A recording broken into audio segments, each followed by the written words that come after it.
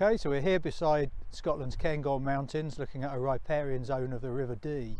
So these are important because they're a transitional zone between the processes on the land and the processes in the river.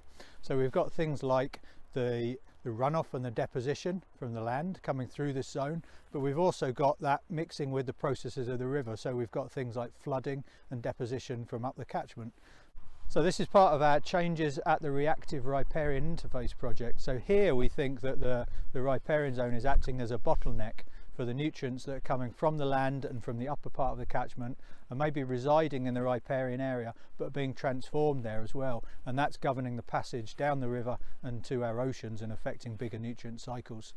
So in that project, the changes we're looking at are potentially related to the impact of climate on processes such as the water table and the way the water table affects the chemistry and microbiology of the cycling of nutrients.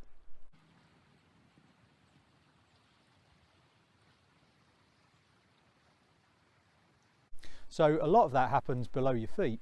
So really what we need to study that is a riparian observatory. So this is the first of our riparian sites for this project, and we're installing equipment today.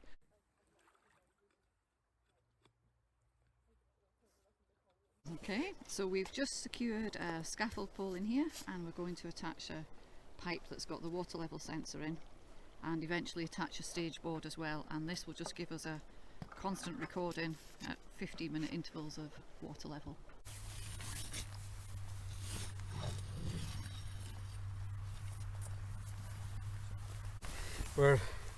We've augured down a hole which we'll use to put the pressure transducer in as well, but at the minute what we're trying to do is just get soil out in layers to identify it and describe it, so we can determine things like depth of laying and where the water table sits as well.